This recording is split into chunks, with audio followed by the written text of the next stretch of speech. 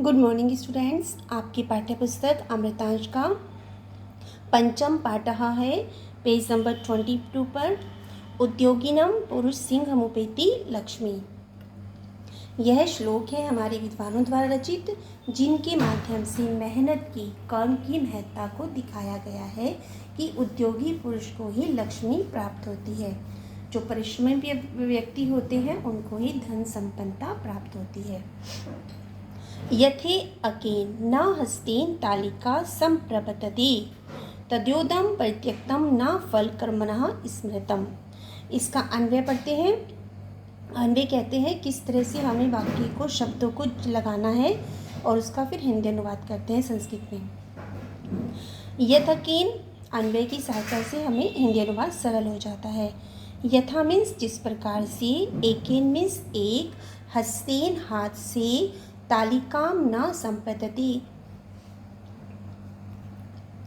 जिस प्रकार एक हाथ से ताली नहीं बजाई जा सकती, तथा उसी प्रकार से उद्यम परिश्रम को परित्यक्त्वा त्याग कर कर्मणं फलम न स्मृते कर्म के फल को नहीं याद करना चाहिए, अर्थात कर्म के फल को सोचना भी नहीं चाहिए।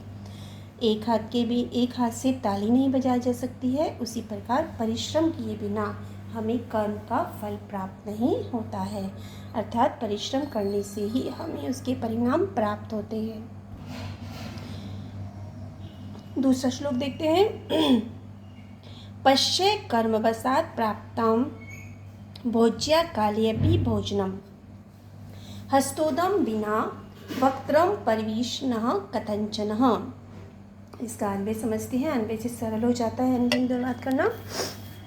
पश्य देखो, भोजन काले भोजन के समय, कर्मवश प्राप्त हुआ भोजन भी, अपि मीन्स भी, हस्ताम उद्यम बिना हाथों के परिश्रम के बिना, हाथों की मेहनत के बिना, कथजनम किसी भी प्रकार से, वक्त्रम मुख, वक्त्रम मीन्स होता है मुख में, न प्रवेशता प्रवेश नहीं कर सकता, अर्थात भोजन यदि हमें भाग्यवश प्राप्त भी हो जाता है फिर भी वह हमारे मुख में प्रवेश करने के लिए हाथों का परिश्रम तो हमें करना ही पड़ेगा।